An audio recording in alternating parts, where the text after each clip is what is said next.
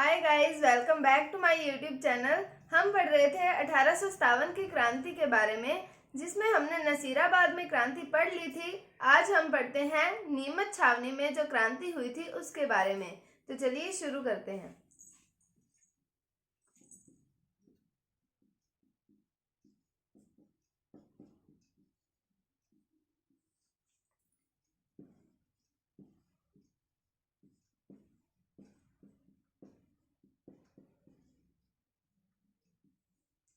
तो नीमच में क्रांति प्रारंभ कब हुई थी? मैंने आपको बताया था 3 जून 1857 ईस्वी को। 3 जून 1857 ईस्वी को नीमच में क्रांति शुरू हुई थी। और ये किसके नेतृत्व में हुई थी? ये हुई थी मोहम्मद अली बेग व हीरालाल के नेतृत्व में। तो 3 जून 1857 को क्रांति शुरू हुई थी नीमच में। मोहम्मद अली बेग व हीरालाल के नेतृत्व में ये क्रांति हुई थी। तो नीमच जो स्थान है ये वर्तमान एमपी में पड़ता है, वर्तमान मध्य प्रदेश में पड़ता है नीमच। उस समय जो नीमच है वो कहाँ का भाग था? उस समय ये मेवाड़ का भाग था।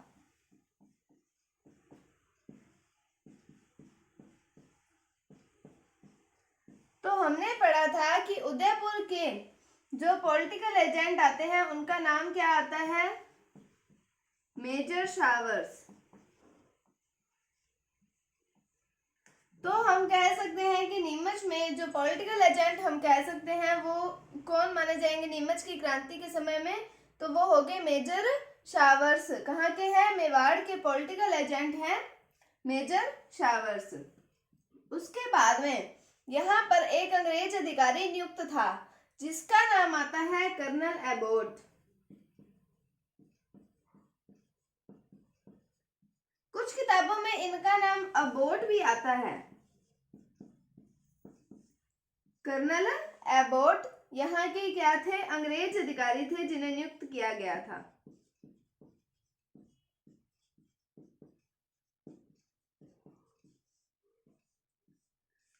तो 3 जून 1857 को क्रांति शुरू हुई थी नीमच में। मोहम्मद अली बेग व हीरालाल के नेतृत्व में क्रांति शुरू हुई थी। वर्तमान मध्य प्रदेश में पड़ता है नीमच, लेकिन उस समय मेवाड़ का भाग था और वहां के पॉलिटिकल एजेंट आते हैं मेजर शावर्स। फिर हमने पढ़ा यहाँ पर एक अंग्रेज अधिकारी नियुक्त था जिनका नाम आता है कर्नल एबोट। अब हम पढ़ते हैं आगे।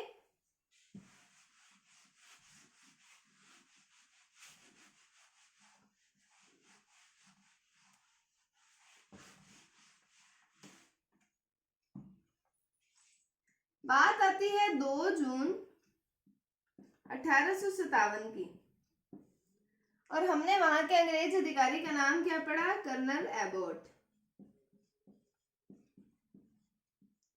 ये जो कर्नल एबोट है इन्होंने हिंदू और मुस्लिमों को गाय और गंगा और कुरान की शपथ दिलाई थी। किसकी? गंगा और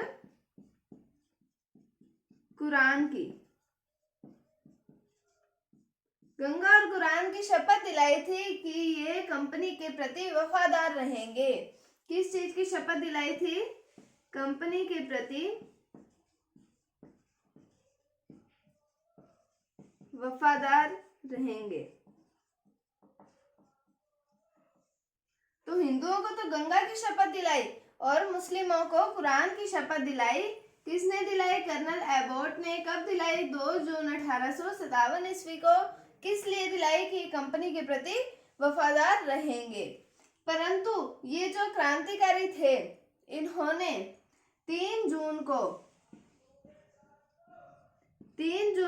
रात्रि 11 बजे विद्रोह कर दिया था। 2 जून को तो शपथ दिलाई है और 3 जून को इन्होंने रात्रि 11 बजे क्रांतिकारियों ने विद्रोह कर दिया था। नीमच में यहां से क्रांति प्रारंभ होती है।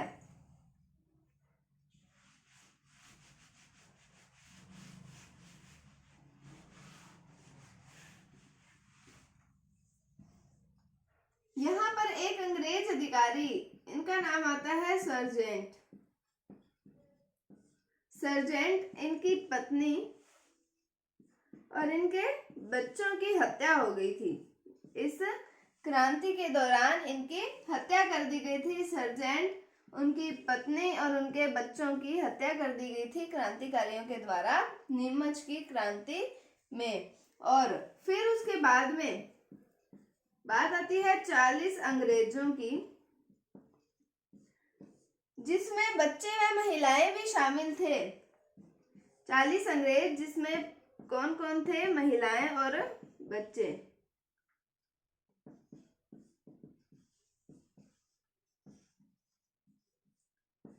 इन्होंने, एक गांव आता है जिसका नाम आता है डुंगला गांव, ये पड़ता है चित्तौड़गढ़ में। चित्तौड़गढ़ में पड़ता है। यहाँ पर एक किसान जिसका नाम आता है रूगाराम, इसके घर पे शरण लेते हैं 40 अंग्रेज, जिनमें महिलाएं व बच्चे भी शामिल थे। वो डुंगला गांव जो कि चित्तौड़गढ़ में पड़ता है, वहां पर रूगाराम नामक किसान के घर पर शरण लेते हैं। और ये जो 40 अंग्रेज हैं, इनको सुरक्षा किसके द्वारा प्रदान की गई थी? तो मेजर शावर्स के द्वारा। तो मेजर शावर्स ने इन्हें सुरक्षित निकाला था। मेजर शावर्स ने इन्हें सुरक्षित निकाला था। उसके बाद में मेवाड़ के महाराणा स्वरूप सिंह की बात आती है। तो मेवाड़ के महाराणा स्वरूप सिंह ने इन्हें जग मंदिर महलों में शरण दी थी। जग मंदिर महलों में शरण दी थी। जग मंदिर महलों में शरण किसके द्वारा दी गई थी? स्वरूप सिंह के द्वारा, जो उस समय मेवाड़ के शासक थे। जो उस समय मेवाड़ के शासक थे। कौन थे? स्वरूप सिंह। 1857 की क्रांति के समय पूछा जाए मेवाड़ के शासक कौन थे, तो वो थे स्वरूप सिंह। और उनके द्वारा इन्हें कहां पर शरण दी गई थी? जग मंदिर महलों में शरण दी गई थी। और यहाँ पर इनको किसकी देखरेख में रखा गया था? इन्हें गोकुल चंद मेहता की देखरेख में रखा गया था। इनकी देखभाल जो थी वो गोकुल चंद मेहता के द्वारा की गई थी। 40 अंग्रेज और महिलाएं व बच्चे थे उसके अंदर। और डुंगला गांव चित्तौड़गढ़ में रूगाराम नामक किसान के यहाँ पर शरण ली थी इन्होंने। और मेजर शावर्स जो थे उनके द्वारा इन्हें यहाँ से सुरक्षित निकाला गया था। और मेवाड़ के महाराणा स्वरूप सिंह थे और उनके द्वारा जग मंदिर महलों में इन्हें शरण दी गई, और जहां पर इनकी देखभाल गोकुल चंद मेहता के द्वारा की गई थी।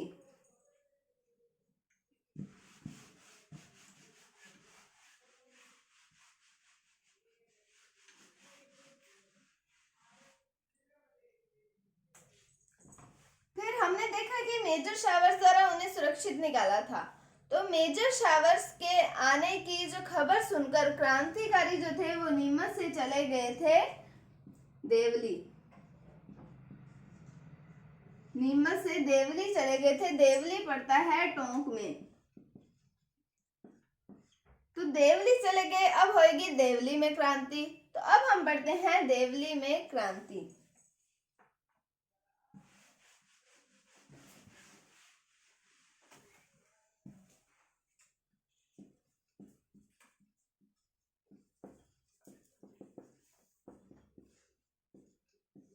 तो देवली में क्रांति प्रारंभ कब हुई थी? 5 जून 1857 को देवली में क्रांति प्रारंभ हुई थी। हमने पढ़ा कि नीमच के जो क्रांतिकारी थे वो आ गए थे देवली में। नीमच के क्रांतिकारी देवली में आ गए थे, तो वहां पर हो गए नीमच छावनी के क्रांतिकारी। और इनका साथ दिया था देवली के में जो छावनी थी, वहां पर हमने बटालियन का नाम पढ़ा था कोटा कंटिजेंट।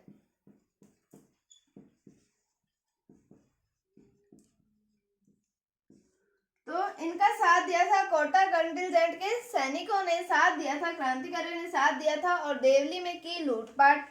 तो देवली को लूटा और फिर चले गए दिल्ली की तरफ और दिल्ली रवाना हो गए। इतनी ही थी देवली के अंदर, कोई खास क्रांति मतलब हम ऐसे नहीं कह सकते सकते हैं कि कुछ बहुत बड़ा हुआ था देवली के अंदर। तो 5 जून 1857 को क्रांति हुई थी देवली में।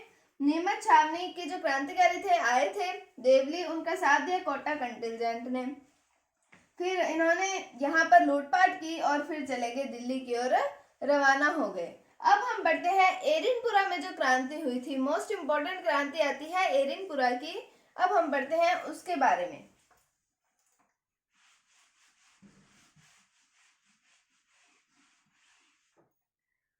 तो एरिनपुरा का मैंने आपको बताया था, एरिनपुरा पड़ता है पाली में।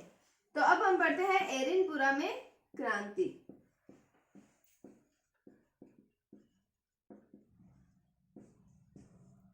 तो एरिनपुरा में क्रांति प्रारंभ कब हुई थी? 21 अगस्त 1857 ईस्वी को प्रारंभ हुई थी एरिनपुरा में क्रांति। और यहाँ पर बटालियन का नाम भी हमने पढ़ा था, नाम क्या आया था? जोधपुर लीजन।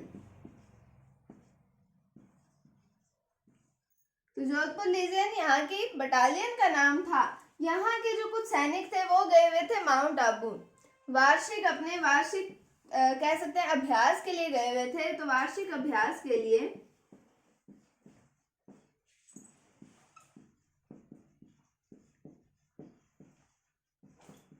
यहाँ के सैनिक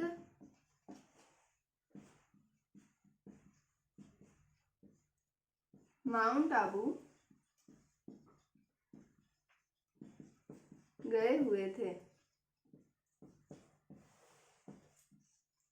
यहाँ के कुछ सैनिक जो थे वो वार्षिक अभ्यास के लिए माउंट आबू गए हुए थे। अब देखते हैं कि यहाँ पर क्रांति का नेतृत्व किसने किया। तो नेतृत्वकर्ताओं के नाम, तो पहला नाम आता है शीतल प्रसाद, दूसरा नाम आता है तिलक राम, तीसरा नाम आता है मोती खां। शीतल प्रसाद, तिलक राम और मोती खां के द्वारा नेतृत्व किया गया एरिनपुरा में क्रांति का। तो 21 अगस्त 1857 को क्रांति प्रारंभ हुई किनके नेतृत्व में? शीतल प्रसाद, तिलक राम और मोती खां के नेतृत्व में। यहाँ की बटालियन का नाम क्या है? जोधपुर लीजन। फिर वार्षिक अभ्यास के लिए यहाँ के कुछ सैनिक जो थे वो गए हुए थे माउंट आबू। और एरिनपुरा में जब क्रांति हुई थी यहाँ पर एक नारा दिया गया था, ये नारा आता है चलो दिल्ली मारो फिरंगी का नारा। तो ये किनके द्वारा दिया गया था? ये दिया गया था एरिनपुरा के क्रांतिकारियों के द्वारा। क्या नारा दिया गया था? चलो दिल्ली मारो फिरंगी।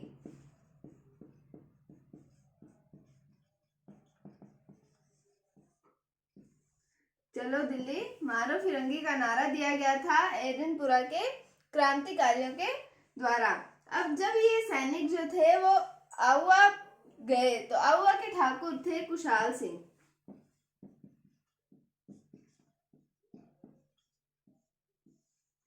तो आउवा पहुंचे, तब यहाँ के जो ठाकुर कुशाल सिंह थे उन्होंने भी इन्हें एक सफल नेतृत्व प्रदान किया था। तो आउवा के ठाकुर कुशाल सिंह के द्वारा, कहाँ के ठाकुर हैं ये? आउवा के ठाकुर है कुशाल सिंह, इनके द्वारा इन्हें सफल नेतृत्व प्रदान किया गया था। इनके साथ ही कुछ और भी क्षेत्रों के हम कह सकते हैं ठिकानेदार या ठाकुर ही कह सकते हैं, उनके द्वारा भी इन्हें नेतृत्व प्रदान किया गया था। और उन एरियाज की क्या नाम आते हैं? एक आता है आसोप, आलियावास, सलूम्बर, गूलर और लांबिया। इसके साथ में और भी कुछ छोटे छोटे क्षेत्र थे, आसोप, आलियावास, सलूम्बर, गूलर और लांबिया आदि क्षेत्रों के ठिकानेदारों के द्वारा भी इन क्रांतिकारियों का साथ दिया गया था। मोस्ट इंपोर्टेंट आते हैं ठाकुर कुशाल सिंह के बारे में, जिनके साथ हम बिठौड़ा के युद्ध के बारे में पढ़ेंगे, जो कि हुआ था, कब हुआ था? मैंने आपको बताया था 8 सितंबर 1857 ईस्वी को हुआ था बिठौड़ा का युद्ध। तो ये हम पढ़ेंगे कल, बिठौड़ा के युद्ध के बारे में पढ़ेंगे, गोरे काले के युद्ध के बारे में पढ़ेंगे। तब तक के लिए उम्मीद है आपको टॉपिक समझ आया होगा। अगर आपको कोई भी डाउट है तो आप कमेंट सेक्शन में पूछ सकते हैं। अगर आपको वीडियो थोड़ी सी भी अच्छी लगी है तो इसे लाइक कीजिए, शेयर कीजिए और अगर आप हमारे चैनल पर नए हैं तो इसे सब्सक्राइब जरूर कीजिए। Thank you, thanks for watching, bye bye.